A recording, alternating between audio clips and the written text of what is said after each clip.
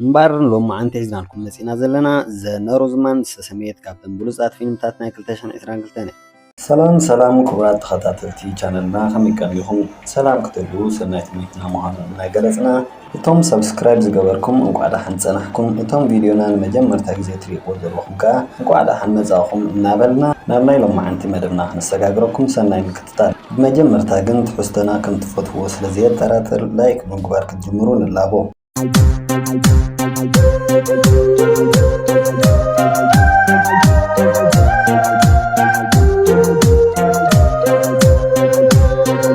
لول عملت كبرحوقنا يبو مراخ بكمز أب مرأيو تحاقوشنا بديون ناقويين نامدك أسخفلان خنقراي خي نقستو قدرونغن عملت بزي إدمان أب كفلاد مقتاو تقون حنكر لاي زرقنا نقوس أورباندي كزو إباد سحمو معد تقريبهم ودن سبيتونون حنقو فايلم يقبلو نقستو قدرونغن حاونة نقوس مسو بزي ملاسو تجانيغات حتومو نسخة أخمد سموخانا حبيري الرقاقا نقص أربانديل كابت زقنا يمكن زمارخو نعملت ودو نايكساد وركي قبرل بدحرزي اتبدا حوزو خنا فيونير كحبوسون كلير إنامو نساتون حنقو فايلم يقبلون عزب أبزب مغصال هامير لتخهن نايت بيتسب لنقص تخلاق الله خلان عزب بتكباراتو تقطع فيونيروني لتخهن يقنحو انتخونا قن نقص أوربانديل وازامو خانا حبيرون حوي الرقاقو بدحر تقبجا أوربانديل كسلون سبيتو يرئي أوربانديل كدموماتو نودلو العملت لمتى تكايو خون كدالو خمزلو ونسبيتي قلصلا نغستو قدرنغن كنان اشتي كمزلو خون كمزيكل النغيرا ختامنو كنت فتنت أوربانديل جنينة تجا بدحرزي نويح كي تنحي أوربانديل ودو عملت حزوة ناب حدا بيت مقدس يخدو أوربانديل باندج عبدم دحرم إلاخ نعملت حزوة نافتوشت بيت مقدس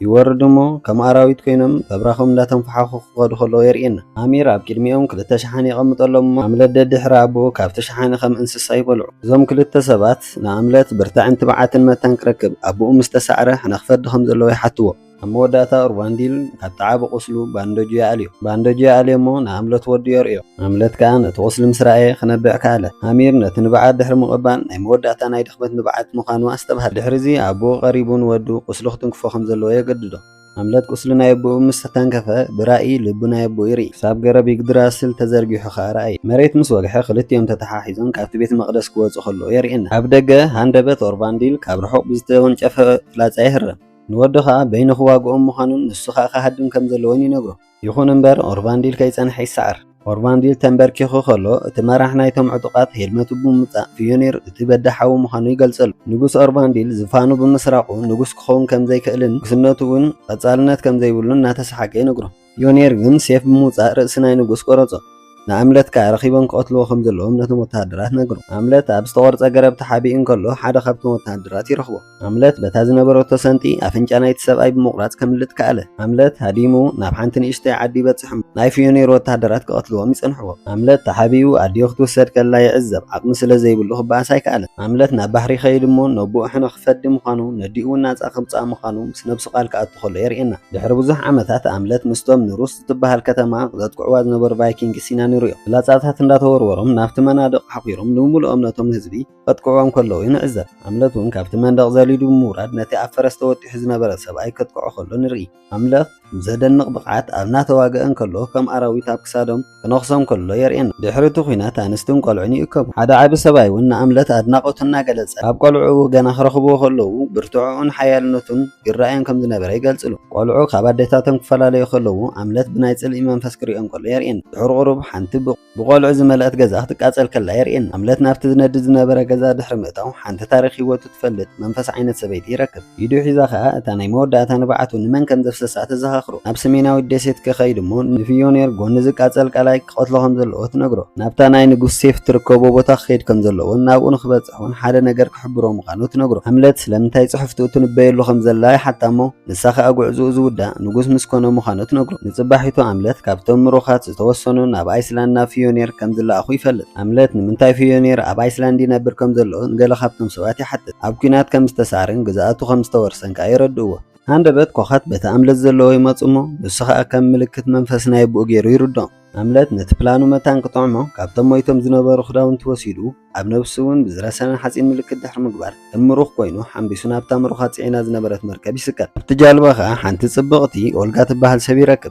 መሬት ምስ መሰየ ኣምለት ነታ ጃልባ ከጽንዓ ከሎ ኦልጋ ትሪኦ እሞ ካብ ራስ ዘይኮነስ ኖርዝማን ምዃኑ ተጠልዩ ነዊሕ ከይጸንሐት እታ ጃልባ ብማዕበልቲ እናወጽ እሞ ኣምለትን ኦልጋን ነናሓድሕዶም ክትሓጋገዝዎ ከለዉ ንዕዘብ። ብድሕሪ እዚ ኣምለት ምስ ደቀሰ ከቢድ ሕልሚ ይሓልም። ብዛዕባ እታ መንፈስ ዝነገረቶ ኣቦኡን ኣዲኡን ፊዮኔር ቀጺሉ ብዛዕባ እታ ሴፍን እቲ እሳተ ጎመራን መወዳእታ ከዓ ንኦልጋን ነታ ገረብ ይግድራስልኒ ይርኢ። ድሕሪ ዝተወሰነ ናብ ፊዮኔር እንዳኸዱ ከለዉ ኦልጋ ንምንታይ ኣገልጋሊ ክኸውን ከም ዝደልየ ተሓቱ። ንሱ ከዓ ፊዮኔር ንኣቦኡን ኣዲኡን ንግስነቱን ስለ ዝወሰደሉ ክቐትሎ ከም ዝደሊ ይነግራ።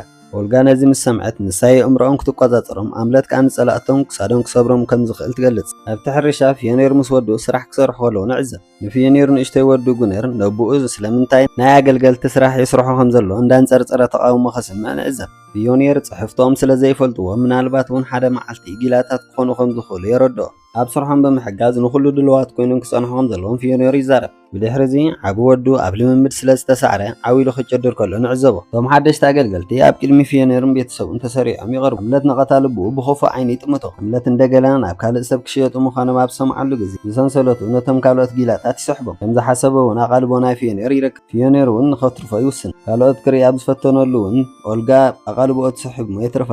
መሬት ምስ መሰየ ኣምለት ተሓቢኡ ናብቲ ገዛ ብምእታው ካራ ክሰርቕ ይፍትን። እንተኾነ ግን ሓደ ደርሆ ዝሓርድ ሰብ ጥክብ ምስ ደርበየ ካብ ሓሳቡ የጓናድቡ። ጽባሒቱ ኣምለት ኣብቲ ሕርሻ ክሰርሕ ድሕሪ ምጽናዕ ንብረት ሒዞም ናብቲ ናይ ፊዮኔር ገዛ ዝኣቱ ሰባት ምስ ረኸበት ንብረት ተቐቢልዎም ይኣቱ። ኣብቲ ገዛ ዝኾነ ጥዑም ድምፂ ይሰምዕ እሞ ብዓይኑ ክዝንቢ ይጅምር። ብሕርቑሩብ ኣዲኡ ናይ ፊዮኔር ጸጉሪ ኣብ ምምሻጥ እንከላ ይርአ። ድሕሪ እዚ ካብቲ ገዛ ምስ ወፀ ኦልጋ ዝጠፍኦ ነገር ረኺቡ እንተኾይኑ ክትሓቶ ከላ ኢና ንዕዘብ። ንሱ እውን ዝደለዮ ከም ዝረኸበን እንተኾነ ግን ሕልሚ ኮይኑ ከም ዝተሰምዖ ይነግራ። ብድሕሪ እዚ ሓደ ካብቶም ወተሃደራት ንኦልጋ ፀዊዑ ኣብ ከባቢ ፊዮኔር ጥራይ ክትከውን ከም ዘለዋ ይነግራ። ኦልጋ ድሃይን ተጥፊኣ ክደልያ ከም ዘለዎ ነጊራቶ በቶም ሰባት ትውሰድ። ኣምለት በታ ምሸት ካብ ቦትኡ ብምውፃእ ነቲ ትኪ ተኸቲሉ ናብ ሓደ ጠንቋሊ ዘለዎ በዓቲ ይኸይድ። ጠንቋሊ ከዓ ብፊዮኔር ዝተቖርፀ ናይ ሃሚር ርእሲ የርእዮ እሞ ኣምለት ናይ ሃሚር ወሲኹ ከም ዝፈዲ ይገልጽ። እቲ ጠንቋሊ ካብቲ ርእሲ ናይ ሃሚር ፀጉሪ ድሕሪ ምቑራፅ ናብቲ ሓዊ ይድርብዮ። እቲ ጠንቋሊ ናይ ጥንቋላ ቃላት ምስ ተዛረበ ናይ ሃሚር ድምፂ ናብ ኣምለት ይመጽእ እሞ ብዛዕባ እቲ ክስበር ኮነ ክጥዎ ዘይክእል ሴፍ ይነግሮ። ስም ናይቲ ሴፍ ከዓ ድራገር ወይ እውን ዘይመውት ከም ዝበሃል ይነግሮ። እቲ ጠንቋሊ ንኣምለት እታ ሴፍ ኣብ ጸልማት ጥራይ ከም ትሰርሕን ኣብ ብርሃን ክትጥቀመላ ከም ዘይብሉን ጥንቃቐ ብዝተሓወሶ መልእኽቲ የመሓላልፈሉ። እቲ ጠንቋሊ ኣስዒቡ ሓደ መዓልቲ ካብ ዝፈትዎም ሰባት ሕያውነትን ካብ ጸላእቱ ጽልእን ክመርጽ ምዃኑ ይሕብሮ። ኣምለት ግን ልቡ ሕነ ምፍዳይ ጥራይ ከም ዝፈልጥ ይሕብሮ። ብድሕሪ እዚ እቲ ጠንቋሊ ነታ ሴፍ ካብቲ ሕጂ ዋናኣ ኣብቲ ኹምራ ዝነብር ማውንት ደውለር ክወስዳ ከም ዘለዎ ይነግሮ። ብድሕሪ እዚ ኣምለት ናብቲ ኹምራ ብምሕኳር ናብ ውሽጢ መእተዊ ዝኾነ ክፍሕር ከሎ ንዕዘቦ። ድሕሪ ቁሩብ ኣምለት ነታ ኣስከሬን ናይ ማውንት ደውለር ምስ ድራገር ይረኽቦ። ኣምለት ነቲ ሴፍ ክወስዶ ኣብ ዝፈተነሉ ግዜ እቲ ኣስከሬን ይበራበር እሞ ንኣምለት ከጥቅዖ ይጀምር። ኣምለት በቲ ወዲቑ ዝነበረ ዋልታን ሴፍን ተጠቒሙ ክከላኸሎ ከሎ የርእየና። እቲ ኣስከሬን ንኣምለት ክብርትዖ ከሎ ንዕዘብ። እቲ ኣስከሬን ብሓደ ነገር ጥራይ ክመውት ዝኽእል ብብርሃን። መወዳእታ እቲ ኣስከሬን ኣብቲ ኣምለት ዝመፀሉ ደፊእ እትዎ እሞ ኣብ ብርሃን ብምእታው ደሪቑ ናብ በረድ ይቕየር እሞ ኣምለት ከዓ ነታ ሴፍ ክወስዳ ካለ። ኣምለት ስርሑ ወዲኡ ናብ ሕርሻ ኣብ ዝተመልሰሉ ግዜ ፊዮኔር ምስ ሓደ ካብቶም ወተሃደራቱ ብዛዕባ ኣብ ከባቢአን ዝነበረ ሕርሻ ከመይ ገይሮም ከም ዝዘምትዎ ክዘራረቡ ከሎ ይሰምዖም። ብድሕሪ እዚ ፊዮኔር ናብቲ እንዳ ሰራሕተኛ ብምእታው ንኦልጋ ካብ ድቃሳ ከበራብራ ከሎ ኣምለት ይዕዘቦ። ኦልጋ ነቲ ደም ኣብ መንጎ የእጋራ ኣዕቑራቶ ድሕሪ ምጽናሕ ኣብ ገጹ ትደርዞ እሞ እዚ ከዓ ንፊዮኔር ክቆጥዖ ካለ። ፊዮኔር ካብቲ ቦታ ምስ ወፀ ብድራገር ገይሩ ክቐትሎ ሓሲቡ ነይሩ። እንተኾነ ግን ተወጊሑ ስለ ዝነበረ ሓሳቡ ይቕይሩ እሞ ይሓብኣ። ኣምለት ንፊዮኔር ምስ ረኣዮ እቲ እታ መንፈስ ኣብ ዝነድድ ቃላይ ከትቐትሎ ዝበለቶ ዘረባ ይዝክር። ክሳብ ነቲ ዝነድድ ቃላይ ወይ ከዓ እሳተ ጎመራ ክሳብ ዝረኽቦ ከዓ ንፊዮኔር ከሰቕዮ ወሰነ። መሬት ምስ ወግሐ ኦልጋ ንኣምለት ክትዘራርቦ ስለ ዝደልየት ኣብ ከባቢኡ ምስ በጽሐት ኮነ ኢላ ባኒ ናብ መሬት ተወድቕ። ኦልጋ ንድግስ ናብ ካልእ ሓላፈ ክወስድዎም ምዃኖም ትነግሮ። እተምልጥ ምዃና እውን ትሕብሮ። ንሱ ንፊዮኔር መቕተሊ ሴፍ ከም ዝረኸበ ይነግር። ግን ክሳብታ ግዜ ተኣክል ተሰቕዩ ምዃኑ ይሕብር። ኦልጋ ብስግኣት ንጉነር እንታይ ከጋጥሞ ምዃኑ ተሓተሞ። ንሱ ከዓ ሕኑብ ምስ ፊዮኔር ምዃኑን ነቲ በዳ ሓዊ ዝኾነ ጉነር ግን ምስኡ ክወስዶ ምዃኑን ይነግራ። ብድሕሪ እዚ እቲ ጋሻ ሓላፍን እቶም ፋሚልን እቶም ኣገልገልቲ ነንሕድሕዶም ብባእሲ ክወዳደሩ ከለዉ ክዕዘቡ ኢና ንሪኦም። ኣምለት ዝርከባ ጋንታ ብዙሕ ነቲ ፀወታ ስለ ዘይፈልጥዎ እቶም ናይቲ ሓደ ሕርሻ ኣገልገልቲ ክብርትዕዎም ከለዉ ንርኢ። ኣብቲ ናይ ካልኣይ ዙርያ ግን ኣምለት ብትኽክል ክፃወት ይጅምር። እንተኾነ ግን ሓደ ጨካን ምስቶም ኣንጻር ጋንታ ስለ ዝነበረ ክስዕርዎም ኣይከኣሉ። ናይ ኣምለት ጋንታ ክትሰዓር ዘይተዋሕጠሉ ንእሽተይ ሓዊ ጉነር ክግዕር ከሎ ንዕዘቡ። ኣብ መወዳእታ ኣምለትን ብሩት ዝስሙ ጨካን ሰብኣይን ናብታ ሜዳ ይተርፉ። ነታ ኩዕሶ መን ወሰዳ እውን ፊልምያ ይጅምሩ። አንድ በት ጉነር ነታ ኩዕሶ ንምውሳድ ናብቲ ሜዳ ብጉያ ከኣቱ ከሎ ንዕዘቦ። እቲ ጨካን ሰብኣይን ንጉነር ንኽሃርመዶ ድሕሪኡ ክጎዩ ከሎ ኩሉ ሰብ ጉነር ሞይቱ ኢሉ ተስፋ ኣብ ዝቆረፀሉ ግዜ ኣምለት ብጉያ መፅኡ ነቲ ሰብኣይ ብምህራም ክቆትሎ ካለ። ሽዑ ምሸት እቲ ዓቢ ወዲ ፊዮኔር ቶረር ነቲ ፀወታ ስለ ዝሰዓረን ንሓውን ስለ ዘድሓነሉ ሓለቓ ናይቶም ኣገልገልቲ ብምግባር ከም ሽልማት ኣበርከተሉ። ከምኡውን ሰበይቲ ተደልዩ ክወስድ ወላ እውን ኦልጋ ተኾነት ግብጃ የቕርበሉ። እቶም ጊላታት ኣንስቲ ክገብሩ ምስ ተፈቕደሎም ኦልጋን ኣምለትን ኣብታ ኣግራብ ብምእታው ፍቕሪ ይጅምሩ። ድሕሪ እቲ ጉዳይ ኦልጋ ሓይሊ መታን ክህቦም ኣብቲ ናይ ኣምለት ሴፍ ፈሎት ትገብረሉ። ብድሕሪ እዚ ኣብቲ ሕርሻ ግብረ ሽበራ ክጅምሩ ምዃኖም ወሲኖም ይድቅሱ። ሓደ ንግሆ ቶረር ሓደ ካብ ወተሃደራቱ ብሴፍ ተሓሪዱ ኣብ ገረብ ተሰቒሉ ይረኽቦሞ። ብሕርቃን ኣቦኡ መፂኡ ክሳብ ዘህድኦ ነቶም ሰራሕተኛታት ይሳሃሉ። እቶም ክርስቲያን ኣገልገልቲ ናይዚ ጉዳይ ተጠርጠርቲ እዮም ኢሎም እኮ እንተሓሰቡ እቲ ካህኖም ግን ንሶም ከም ዘይኮኑን እቲ ሬሳ ድሕሪ ምርመራ እቲ ዝተፈፀመ ቅዱስ ዘይምዃኑን ብደም ዝጠመየት ሴፍ ከም ዝተገብረን ትሕብሮ። ናይ ኣማልኽቶም ስራሕ ከይከውን ከም ትጥርጥር ድሕሪ ምንጋር መስዋእቲ ከቕርቡ ከም ዘለዎም ትእዝዞም። ኣምለት ንኦልጋ መታን ብዙሕ ናይ ኣገልገልቲ ደም ከይፈስስ መደቦም ናብ ካሊእ መዓልቲ ከመሓላልፎ ከም ዘለዎም ይነግራ። ሽዑ ምሸት ሓንቲ ካብቶም ኣገልገልቲ ንመስዋእቲ ትቐርብ። አንደበት ከዓ ካብቲ ጎቦታት መቃልሕ ናብ ከልቢ ናይ ፊዮኔር ንዋና ኣኽቲ ትኩዖ ከም ዘለዋ ዘስምዕ ድምፂ ይመጽእ። ኣምለት ፊዮኔር ምስታ ከልቢ ክበኣስ ከሎ ከይረኣዮ ነቲ ትኪ ተኸቲሉ ይኣቱ። ፊዮኔር ንወተሃደራቱ ነቲ ድምፂ ክደልይዎ ክነግሮም ከሎ ኣምለት ኣትዩ ነታ ኣገልጋሊት ካብ ሞት የድሕና። ፊዮኔር ምስቲ ወተሃደራቱ ናብቲ ቦታ ምስ ተመለሰ ኣብ ቦታ ናይታ ሰራሕተኛ እታ ሰበይቲ ተሰዊያ ጸንሖም። ብድሕሪዚ ጉድረን እቶም ኣማልኽቶም መሪፆማ ይኾኑ ብምባል ንሰብኣያ ክትህድኦ ንዕዘባ። እንተኾነ ፊዮኔር ናይ ኣማልኽቲ ስራሕ ከም ዘይኮነ ይፈልጥ እዩ። ንጽባሒቱ ብምልኦም እቶም ኣገልገልቲ መሬቶም ንምክልኻል ወላ እኮ ቶረር እንተተቃውመ ጉድረን ግን ብውልቀን ክፈትሕዎ ከም ዘይክእሉ ንወዳ ትእምኖ። ምስ መሰየ ኦልጋ ናብቲ መግቢ ጸሎት ብምግባር ቃንጥሻት ትንስንሰሉ። ብድሕሪዚ ነቶም ኣገልገልቲ ተዝረሎም እሞ ኣብ ሃለፍታ ድሕሪ ምእተዎም ካብቲ ጎቦታት ነብሶም ክጎድኡ ከም ዘለዎም ዝሕብር ድምፂ ይመጾም። ኣብ መንጎ እቲ ዕግርግር ኣምለት ተሓቢኡ ናብ እንዳ ፊዮኔር ክፍሊ ይኣቱ። ናይ ኦርቫንዲል ቀለበት ይረክብ። ኣብቲ ክፍሊ እንከሎ ሃንደበት ጉድረን ናብቲ ክፍሊ ተኣቱ እሞ ወዳ ኣምለት ምዃኑ ይነግራ። ሕኑኡ ክፈዲ ምዃኑን ናፃ ከውፅኣ ምዃኑን ከዓ የበስራ። ንሳ ግን ኦርቫንዲል ምሟቱ ከምዘይሕዘና ምስኣ ዝነበረውን ወዲ ስለ ዝወለደቱ ጥራይ ምንባሩ ነግሮ። እዚ ዘረባ ንኣምለት ይሕርቆ። ጉድረን ግን ዘረባ ኣብ ምቕጻል ፊዮኔር ዝሓሸ ምዃኑን ከም ዘፍቅራን ትዛረብ። ኣምለት ዝተወልደ እውን ብሓይሊ ምንባሩ ምስ ነገረቶ ልቡ ይስበር። ብኣንጻሩ ጉናር ብፍቕሪ ከም ተጠንሰ ትዛረብ። ንኦርቫንዲል ንኽቐትሎ ዝገበረት እውን ባዕላ ምንባራ ትገልጽ። እዚ ጥራይ ኣይኮነን ንገዛእ ወዳ ንኽመውት ኣሕሊፋ ዝሃበቶ እውን ባዕላ ምንባራ ትነግሮ። ኣምለት እዚ ምስ ሰምዐ ክቐትላ ይሓስብ። ንሳ ግን እንዳሰዓመቶ ቅተሎም እሞ ንጉስ ኩነለይ ብምባል ሰይፉ ክትምንጥሎ ትሓስብ። ንሱ ከዓ ሓሳባ ተረዲኡ ደፊእዋ ገዲፍዋ ይወፅእ። ኣብ መገዱ ቶረር ስለ ዝጸንሖ ቀቲልዎ ይወፅእ። ኣብ ደገ ኣምለት ንኦልጋ ይረኽባ እሞ እታ ቀንዲ ሴጣን ኣዲኡ ጉድረን ምዃና ይገልጸላ። ጉድረን መን ምዃኑ ስለ ዘለለየቶ ኣምለት ግድን ክሕባ ነይሩ። ኦልጋ ምስኡ ክትከይድ እኮ እንተሓሰበት ኣምለት ግን እንተፈሊጦም እኺ ክደልዩኹን ክቐትሉኹን እዮም ብምባል ይኣብያ። እታ ሰዓት ምስ ኣኸለት ክትሃድም ከም ዘለዋ ጥራይ የጠንቅቓ። ንጽባሒቱ ፊዮኔር ወዱ ክቐብር ከሎ እንተዝተባሃለ ናይ ወዱ ልቢ ከም ዘይነበረ ይርድ። ፊዮኔር ክፀውሮ ስለ ዘይከኣለ ዓዊሉ የእው። ጉድረን መፅአ ከዓ ኣብ ቅድሚ ወተሃደራቱ ከምኡ ኢሉ ከምኡ ክኸውን ከም ዘይብሉን ብብርቱዕ ከም ዘለዎን ትነግሮ። ፊዮኔር ድሕሪ ነቶም ሰራሕተኛታት ብምእካብ ንሓደ ካብኣቶም ይቐትል። ነቶም ካልኦት ከዓ ሓቂ ተዘይተዛሪቦም ተጫናይቲ ዝሞተ ከም ዝበፅሖም የፈራርሑ። ናብ ኦልጋ ምስ በፅሐ ግን ኣብ ቅድሚኡ ናይ ኣሽካዕላል ሰሓቕ ድሕሪ ምስሓቕ ንኣምለት መሳርሕቲ ምዃና ትገልጸሉ። አንደበት ኣምለት በቲ ጎቦታት ብምቕልቃል ዓው ብዝበለ ድምፂ ንኦልጋ ንኽገድፋ ንሱ እውን ናይ ወዲ ልቢ ክመልሰሉ ሕቶ የቕልዕ። ኦልጋ ክሳብ ተሃድም ፊዮኔር ወተሃደራቱ ናብ ኣምለት ብምኻድ ይገጥምዋ። ንሱ ግን ብቐሊሉ ክስዕሮም ከሎ ኢና ንዕዘብ። ንኦልጋ ከም ዝሃደመት ክሪኣ እንከሎ ግን ክሃርምዎ ይጅምሩ። ኣምለት ይማረኽ እሞ ናብ ፊዮኔር የቕርብዎ።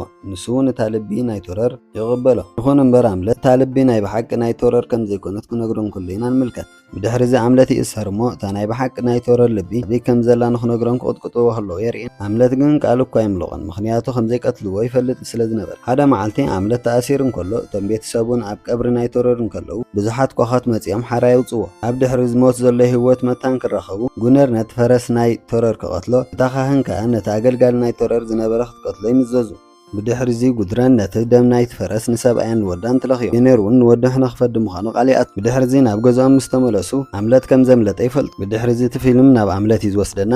ኣምለት ነብሱ ኣብ ውዑይ ማይ ይረኽብ። ኦልጋ እውን ምስኡ ንሪኦ። እዞም ክልተ ሰባት ልቦም ይቀራርቡ እሞ መጻኤኦም ካብቲ ዝሓሰብዎ ኣንፈቱ ከይቀይረ ተሓሳስቦም። ኣምለት ናብታ ብሰላም ክነብረላ ዝኽእል ኣዝማዱ ዝርከብዎ ዓዲ ካሃድሙ ይውስድ። ኣምለት ኣብ ልቡ ቂምታ እምበር ካሊእ ከም ዘይፈልጥ ግን ካብቲ ነገር ናፃ ክወፅእ ከም ዝደሊ ንኦልጋ ይነግራ። ክልቲኦም ተተሓሒዞም ናብቲ ባሕሪ ገጾም ምስ ተጓዓዙ ወተሃደራት ናይ ፊዮኔር ተመላልስ ጃልባ ይረኽቡ። ተሰቒሎም እውን ካብታ ደሴት ይወፁ። ይኹን እምበር ኣምለት ፊዮኔር ዝሃረማ ናይ ኦልጋ ቁስሪ ይርኢ እሞ ነቲ ቁስሊ ምስ ተንከፎ ኦልጋ ክልተ መናቱ ቆልዑ ጠኒሳ ከም ዘላ ራእይ ይርኢ። ብድሕሪዚ ኦልጋ ፍሽኽ ድሕሪ ምባል ምስ ተረጋግኡ ክትነግሮ ሓሲባ ከም ዝነበረት ትነግሮ። ኣምለት ነዚ ምስ ፈለጠ ፊዮኔር ብሂወት እንከሎ ደቁ ውሕስነት ከም ዘይብሎም ይግንዘብ። ኦልጋ ክትረጋግኦ እኮ እንተፈተነት ንሱ ግን ግዴታ ንዓን ንደቁን ክከላኸለሎም ግዴትኡ ምዃኑ ይነግራ። ብድሕሪዚ ኣምለት እታ ናይ ኣቦኡ ካቲም ነቲ መራሒ ጃልባ ድሕሪ ብምሃብ ጠንቂቑን ኦልጋ ናብ ኦርኪንን ንኸብፅሓ ይነግሮ። ሃምለት ብኡ ንብኡ ናብቲ ማይ ዘሊሉ ክኣቱ እንከሎ ኦልጋ በብኽያት ክተፋንዎ ከላ ንዕዘባ። ሃምለት ናብቲ ኣብ ከባቢ እሳተ ጎመራ ዝነበረ ሕርሻ ናይ ፊዮኔር ይምለስ። ኣብቲ ጸልማት ነቶም ናይ ፊዮኔር ወታደራት ሓደ ብሓደ ክኣርዮም ይጅምር። ድሕሪዚ ሃምለት ቅድሚ ናብ ፊዮኔር ምኻዱ ነቶም ኣገልገልቲ ናጻ የውፅኦም። ብድሕሪዚ ኣዲኡ ጉድረን መፅያ ክተትኩዖ ትጅምር። ኣብ መወዳእታ ግን ኣብ ከባቢ ልባ ብምውጋእ የውድቓ። ኣዲኡ ክትመውት ዝረኣየ ጉነር ዘሊሉ ናብ ሃምለት ብምስቃል ክሓንቆ ይፍትን። ሃምለት ካብ ሕቑኡ ብምእላይ ብዘይተረድኦ መንገዲ ንንእሽተይ ሓዊ ጉነር ይቐትሎ። ኣብ መወዳእታ ንፊዮኔር ኣብ ኣፍ ደገ ይረኽቦ። ንናይ ወዱን ሰበይቱን ሬሳ እናለዓለ ከዓ ኣብቲ ኣፍ ደገ ሲእል ወይ እውን እሳተ ጎመራ ንኽራኸቡ ንሃምለት ይቆፅሮ። ንጽባሒት ሃምለት ናብቲ ቦታ ይኸይድ እሞ ኣብ መንገዱ ናይ ጉነርን ጉድሩንን ሬሳ ይረክብ። ሃምለት ንሓውን ነዲኡን ሓዘኑ ይገልጽ። ብድሕሪ እዚ ናብቲ ሓዊ ብድሕሪ ምድያብ ንፊዮኔር ክደልዮ ይጅምር። ኣብቲ ማእኸል ሓዊ ብምዃን ድማ ይጋጠሙ እሞ ሃምለት ንፊዮኔር እግሩ ይሃርሞ። ፊዮኔር ኢዳ ይሃበን ብዋልትኡ ክበኣስ ኢና ንዕዘቡ። ንሃምለት እውን ኢዱ ይሃርሞ። ኣብ መወዳእታ ክልቲኦም ነናሓድሕዶም ይተሃራርሙ እሞ ክልቲኦም ክወድቁ ከለዉ ንዕዘብ። ፊዮኔር ብኡ ንብኡ ይመውት። ሃምለት እውን ክመውት እንከሎ ኦልጋ ክልተ መናቱ ቆልዑ ክትወልድ እንከላ ራእይ ይርኢ። ብድሕሪዚ ሓንቲ ትበርር ፈረስ ወይ እውን ቫልኪሪ ትመጽእ እሞ ንሃምለት ተሰኪ ትከይድ እንከላ ንርኢ። እታ ፊልም ኣብዚኣ ትውዳእ። እምበኣር ዝኸበርኩም ተኸታተልትና ቪድዮና ክሳብ መወዳእታ ስለ ዝተኸታተልኩሞ ብጣዕሚ ኢና ነመስግነኩም። ዝበለፀ ትሕዝቶ ሒዝና ንኽንመጽእ ናትኩም እትምባዕ የድልየና እሞ ሰብስክራይብ ብምግባር ደገፍኩም ክተርእዩና ብትሕትና ንሓትት።